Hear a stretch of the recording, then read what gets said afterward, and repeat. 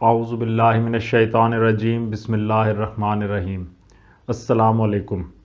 آج آپ کا میزبان ڈاکٹر کاشف بشیر تفہیم القرآن سیریز کی قسط نمبر 45 کے ساتھ آپ کے سامنے حاضر خدمت ہے، جس میں انشاءاللہ العزیز ہم سورہ آل عمران کی آیت نمبر 52 سے سلسلے کا آغاز کر رہے ہیں، اس دعا کے ساتھ کہ اللہ تعالی ہمیں نیک کاموں کی ترویج میں حصہ ڈالنے کی توفیق عطا فرمائے اور امر بالمعروف اور نہی عن المنکر کے احکامات پہ عمل کرنے کی توفیق عطا فرمائے۔ بسم اللہ الرحمن الرحیم۔ فلما احس عیسیٰ منہم الکفر قال من انصاری الی اللہ قال الحواریون نحن انصار اللہ آمنا باللہ واشہد بأننا مسلمون۔ جب عیسیٰ علیہ السلام نے محسوس کیا کہ بنی اسرائیل کفر و انکار پر آمادہ ہیں تو اس نے کہا، کون اللہ کی راہ میں میرا مددگار ہوتا ہے؟ حواریوں نے جواب دیا، ہم اللہ کے مددگار ہیں، ہم اللہ پر ایمان لائے، گواہ رہو کہ ہم مسلم اللہ کے آگے سر اطاعت جھکا دینے والے ہیں۔ تفسیر میں آیا کہ حواری کا لفظ قریب قریب وہی معنی رکھتا ہے جو ہمارے ہاں انصار کے مفہوم میں ہے۔ بائبل میں بالعموم حواریوں کے بجائے شاگردوں کا لفظ استعمال ہوا ہے اور بعض مقامات پر انہیں رسول بھی کہا گیا ہے، مگر رسول اس معنی میں کہ مسیح علیہ السلام ان کو تبلیغ کے لیے بھیجتے تھے، نہ اس معنی میں کہ خدا نے ان کو رسول مقرر کیا تھا۔ پھر اس آیت میں آیا کہ ہم اللہ کے مددگار ہیں۔ اس کی تفسیر میں آیا کہ دین اسلام کی اقامت میں حصہ لینے کو قرآن مجید میں اکثر مقامات پر اللہ کی مدد کرنے سے تعبیر کیا گیا ہے۔ یہ ایک تشریح طلب مضمون ہے۔ زندگی کے جس دائرے میں اللہ تعالیٰ نے انسان کو ارادہ و اختیار کی آزادی عطا کی ہے، اس میں وہ انسان کو کفر یا ایمان، بغاوت یا اطاعت میں سے کسی ایک راہ کے اختیار کرنے پر اپنی خدائی طاقت سے مجبور نہیں کرتا۔ اس کے بجائے وہ دلیل اور نصیحت سے انسان کو اس بات کا قائل کرنا چاہتا ہے کہ انکار و نافرمانی اور بغاوت کی آزادی رکھنے کے باوجود اس کے لیے حق یہی ہے اور اس کی فلاح و نجات کا راستہ بھی یہی ہے کہ اپنے خالق کی بندگی و اطاعت کو اختیار کرے۔ اس طرح فہمائش اور نصیحت سے بندوں کو راہ راست پر لانے کی تدبیر کرنا، یہ دراصل اللہ کا کام ہے، اور جو بندے اس کام میں اللہ کا ساتھ دیں ان کو اللہ اپنا رفیق و مددگار قرار دیتا ہے، اور یہ وہ بلند سے بلند مقام ہے جس پر کسی بندے کی پہنچ ہو سکتی ہے۔ نماز، روزہ اور تمام اقسام کی عبادات میں تو انسان محض بندہ و غلام ہوتا ہے، مگر تبلیغ دین اور اقامت دین کی جد و جہد میں بندے کو خدا کی رفاقت و مددگاری کا شرف حاصل ہوتا ہے، جو اس دنیا میں روحانی ارتقاء کا سب سے اونچا مرتبہ ہے۔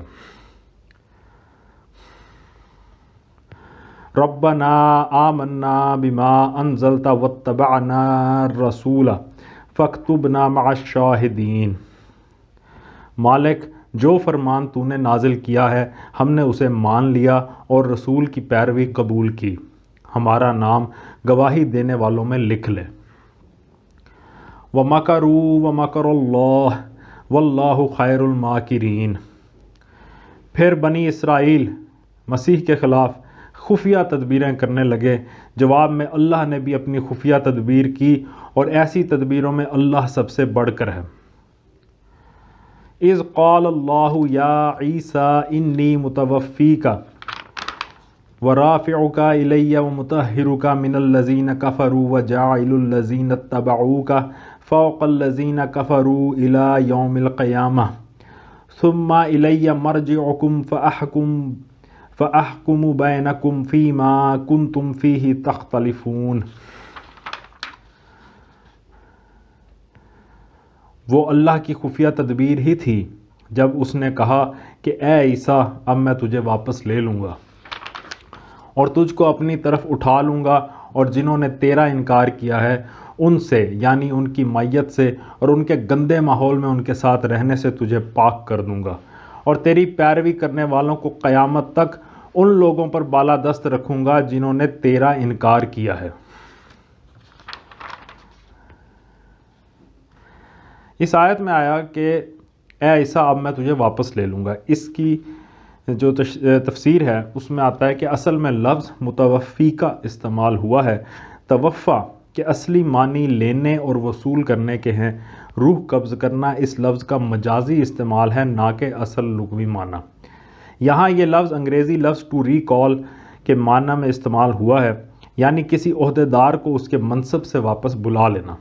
چونکہ بنی اسرائیل صدیوں سے مسلسل نافرمانیاں کر رہے تھے، بار بار کی تنبیہوں اور فہمائشوں کے باوجود ان کی قومی روش بگڑتی ہی چلی جا رہی تھی۔ پے در پے کئی انبیاء کو قتل کر چکے تھے اور ہر اس بندہ صالح کے خون کے پیاسے ہو جاتے تھے جو نیکی اور راستی کی طرف انہیں دعوت دیتا تھا۔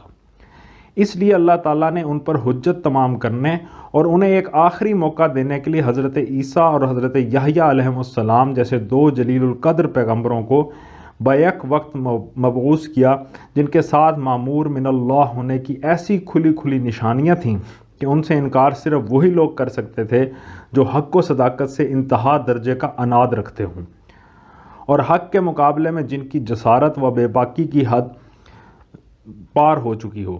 مگر بنی اسرائیل نے اس آخری موقع کو بھی ہاتھ سے کھو دیا، اور صرف اتنا ہی نہ کیا کہ ان دونوں پیغمبروں کی دعوت رد کر دی، بلکہ ان کے ایک رئیس نے علل اعلان حضرت یحییٰ علیہ السلام جیسے بلند پایا انسان کا سر ایک رقاصہ کی فرمائش پر قلم کروا دیا، اور ان کے علماء و فقہاء نے سازش کر کے حضرت عیسیٰ علیہ السلام کو رومی سلطنت سے سزائے موت دلوانے کی کوشش کی۔ اس کے بعد بنی اسرائیل کی فہمائش پر مزید وقت اور قوت صرف کرنا بالکل فضول تھا، اس لیے اللہ تعالیٰ نے اپنے پیغمبر کو واپس بلا لیا اور قیامت تک کے لیے بنی اسرائیل پر ذلت کی زندگی کا فیصلہ لکھ دیا۔ یہاں یہ بات اور سمجھ لینی چاہیے کہ قرآن کی یہ پوری تقریر دراصل عیسائیوں کے عقیدہ الوہیت مسیح کی تردید و اصلاح کے لیے ہے، اور عیسائیوں میں اس عقیدے کے پیدا ہونے کے اہم ترین اسباب تین تھے۔ نمبر 1، حضرت مسیح کی اعجازی ولادت۔ نمبر 2، ان کے صریح محسوس ہونے والے معجزات، اور نمبر 3، ان کا آسمان کی طرف اٹھایا جانا، جس کا ذکر صاف الفاظ میں ان کی کتابوں میں پایا جاتا ہے۔ قرآن نے پہلی بات کی تصدیق کی اور فرمایا کہ مسیح کا بے باپ پیدا ہونا محض اللہ کی قدرت کا کرشمہ تھا۔ اللہ جس کو جس طرح چاہتا ہے پیدا کرتا ہے۔ یہ غیر معمولی طریقے پیدائش ہرگز اس بات کی دلیل نہیں ہے کہ مسیح خدا تھا یا خدائی میں کچھ بھی حصہ رکھتا تھا۔ دوسری بات کی بھی قرآن نے تصدیق کی اور خود مسیح کے معجزات ایک ایک کر کے گنائے، مگر بتا دیا کہ یہ سارے کام اس نے اللہ کے اذن سے کیے تھے، با اختیار خود کچھ بھی نہیں کیا۔ اس لیے ان میں سے کوئی بات ایسی نہیں ہے جسے تم یہ نتیجہ نکالنے میں کچھ بھی حق بجانب ہو کہ مسیح کا خدائی میں کوئی بھی حصہ تھا۔ اب تیسری بات کے متعلق اگر عیسائیوں کی روایت سرے سے بالکل ہی غلط ہوتی، تب تو ان کے عقیدہ الوہیت مسیح کی تردید کے لیے ضروری تھا کہ صاف صاف کہہ دیا جاتا کہ جسے تم الہ اور ابن اللہ بنا رہے ہو وہ مر کر مٹی میں مل چکا ہے، مزید اطمینان چاہتے ہو تو فلاں مقام پر جا کر اس کی قبر دیکھ لو۔ لیکن ایسا کرنے کے بجائے قرآن صرف یہی نہیں کہ ان کی موت کی تصریح نہیں کرتا، اور صرف یہی نہیں کہ ایسے الفاظ استعمال کرتا ہے جو زندہ اٹھائے جانے کے مفہوم کا کم از کم احتمال تو رکھتے ہی ہیں، بلکہ عیسائیوں کو الٹا یہ اور بتا دیتا ہے کہ مسیح سرے سے صلیب پر چڑھائے ہی نہیں گئے، یعنی وہ جس نے آخری وقت میں ایلی ایلی لما شبقتانی کہا تھا اور جس کی صلیب پر چڑھی ہوئی حالت کی تصویر تم لیے پھرتے ہو، وہ مسیح نہ تھا۔ مسیح کو تو اس سے پہلے ہی خدا نے اٹھا لیا تھا۔ اس کے بعد جو لوگ قرآن کی آیات سے مسیح کی وفات کا مفہوم نکالنے کی کوشش کرتے ہیں، وہ دراصل یہ ثابت کرتے ہیں کہ اللہ میاں کو صاف سلجھی ہوئی عبارت میں اپنا مطلب ظاہر کرنے تک کا سلیقہ نہیں ہے، الا نعوذ باللہ۔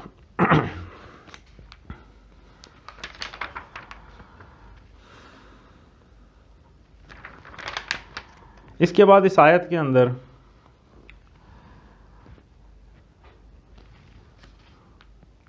آیا کہ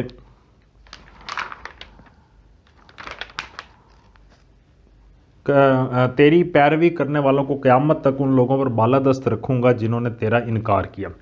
اس کی تفسیر میں آیا کہ انکار کرنے والوں سے مراد یہودی ہیں جن کو حضرت عیسیٰ علیہ السلام نے ایمان لانے کی دعوت دی تھی، اور انہوں نے اسے رد کر دیا تھا۔ بخلاف اس کے پیروی کرنے والوں سے مراد اگر صحیح پیروی کرنے والے ہوں تو وہ صرف مسلمان ہیں، اور اگر اس سے مراد فی الجملہ جناب کے ماننے والے ہوں تو ان میں عیسائی اور مسلمان دونوں شامل ہیں۔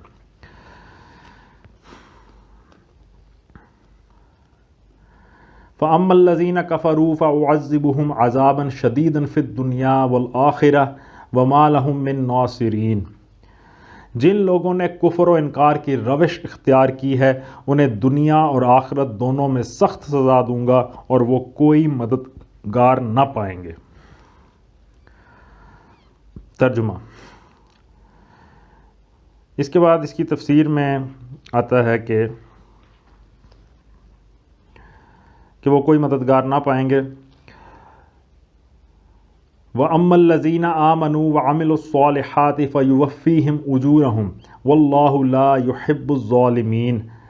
ترجمہ۔ اور جنہوں نے ایمان اور نیک عملی کا رویہ اختیار کیا ہے انہیں ان کے اجر پورے پورے دے دیے جائیں گے، اور خوب جان لو کہ ظالموں سے اللہ ہرگز محبت نہیں کرتا۔ ذَلِكَ نَتْلُوهُ عَلَيْكَ مِنَ الْآيَاتِ وَالذِّكْرِ الْحَكِيمِ۔ یہ آیات اور حکمت سے لبریز تذکرے ہیں جو ہم تمہیں سنا رہے ہیں۔ إِنَّ مَثَلَ عِيسَىٰ عِندَ اللَّهِ كَمَثَلِ آدَمَ خَلَقَهُ مِن تُرَابٍ ثُمَّ قَالَ لَهُ كُن فَيَكُونُ۔ اللہ کے نزدیک عیسیٰ کی مثال آدم کی سی ہے کہ اللہ نے اسے مٹی سے پیدا کیا اور حکم دیا کہ ہو جا، اور وہ ہو گیا۔ اس کی تفسیر میں آیا کہ یعنی اگر محض اعجازی پیدائش ہی کسی کو خدا یا خدا کا بیٹا بنانے کے لیے کافی دلیل ہو، تب تو پھر تمہیں آدم کے متعلق بدرجہ اولا ایسا عقیدہ تجویز کرنا چاہیے تھا، کیونکہ مسیح تو صرف بے باپ ہی کے پیدا ہوئے تھے، مگر آدم ماں اور باپ دونوں کے بغیر پیدا ہوئے تھے۔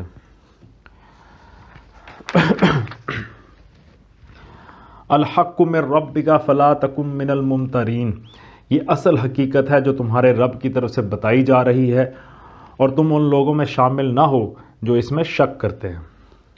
تفسیر میں آیا، یہاں تک کہ تقریر میں جو بنیادی نکات عیسائیوں کے سامنے پیش کیے گئے ہیں ان کا خلاصہ الگ ترتیب حسب ذیل ہے۔ پہلا امر جو ان کے ذہن نشین کرانے کی کوشش کی گئی ہے یہ ہے کہ مسیح کی الوہیت کا اعتقاد تمہارے اندر جن وجوہ سے پیدا ہوا ہے ان میں سے کوئی وجہ بھی ایسے اعتقاد کے لیے صحیح نہیں ہے۔ ایک انسان تھا جس کو اللہ نے اپنی مصلحتوں کے تحت مناسب سمجھا کہ غیر معمولی صورت سے پیدا کرے اور اسے ایسے معجزات عطا کرے جو نبوت کی صریح علامت ہوں، اور منکرین حق کو اسے صلیب پر نہ چڑھانے دے بلکہ اس کو اپنے پاس اٹھا لے۔ مالک کو اختیار ہے اپنے جس بندے کو جس طرح چاہے استعمال کرے۔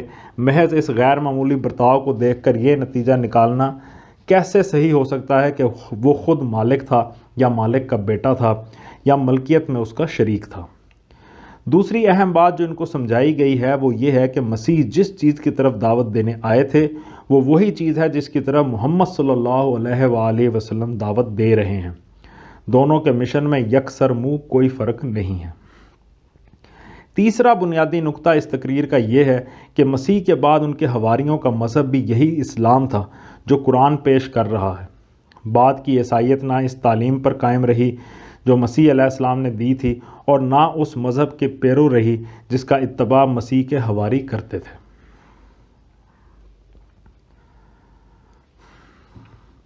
فَمَنْ حَاجَّكَ فِيهِ مِن بَعْدِ مَا جَاءَكَ مِنَ الْعِلْمِ فَقُلْ تَعَالَوْا نَدْعُ أَبْنَاءَنَا وَأَبْنَاءَكُمْ وَنِسَاءَنَا وَنِسَاءَكُمْ وَأَنفُسَنَا وَأَنفُسَكُمْ ثُمَّ نَبْتَهِلْ فَنَجْعَلْ لَعْنَةَ اللَّهِ عَلَى الْكَاذِبِينَ۔ ترجمہ۔ یہ علم آ جانے کے بعد اب جو کوئی اس معاملے میں تم سے جھگڑا کرے تو اے محمد صلی اللہ علیہ وآلہ وسلم اس سے کہو کہ آؤ ہم اور تم خود بھی آ جائیں اور اپنے اپنے بال بچوں کو بھی لے آئیں، اور خدا سے دعا کریں کہ جو جھوٹا ہو اس پر خدا کی لعنت ہو۔ تفسیر میں آیا کہ فیصلے کی یہ صورت پیش کرنے سے دراصل یہ ثابت کرنا مقصود تھا کہ وفد نجران جان بوجھ کر ہٹ دھرمی کر رہا ہے۔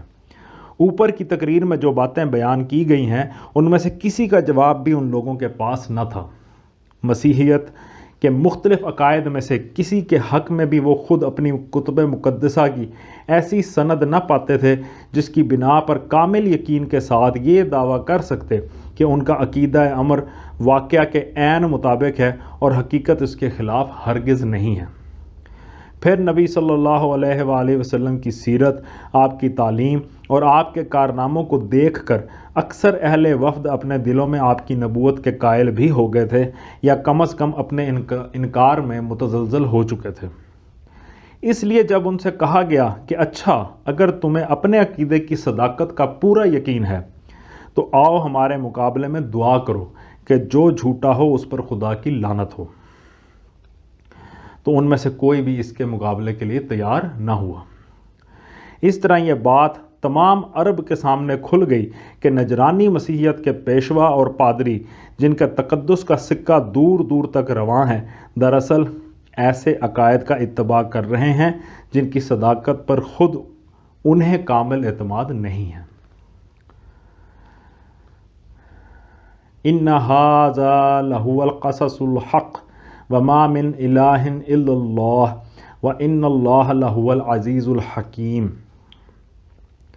یہ بالکل صحیح واقعات ہیں اور حقیقت یہ ہے کہ اللہ کے سوا کوئی خداوند نہیں ہے اور وہ اللہ ہی کی ہستی ہے جس کی طاقت سب سے بالا اور جس کی حکمت نظام عالم میں کار فرما ہے۔ فَإِن تَوَلَّوْا فَإِنَّ اللَّهَ عَلِيمٌ بِالْمُفْسِدِينَ۔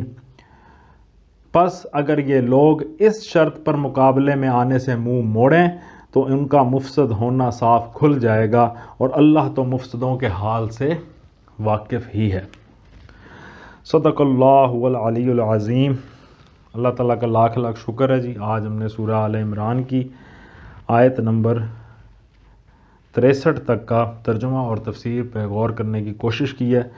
اللہ تعالیٰ ہماری اس کوشش کو قبول فرمائے، اور اللہ سے دعا ہے کہ اس پڑھنے کے دوران کوئی غلطی کوتاہی جو ہوئی ہے اس سے اللہ تعالیٰ کی معافی کے خواستگار ہیں، طلبگار ہیں۔ اللہ تعالیٰ ہمیں معاف فرما اور ہمیں قرآن شریف کے مطالب کو سمجھنے، مضامین کو سمجھنے میں مدد فرما اور اس پہ عمل کرنے کی توفیق عطا فرما۔ اسی دعا کے ساتھ آپ لوگوں سے اجازت چاہیں گے۔ آپ لوگوں کا بہت بہت شکریہ، اپنا بہت خیال رکھیں۔ اللہ حافظ۔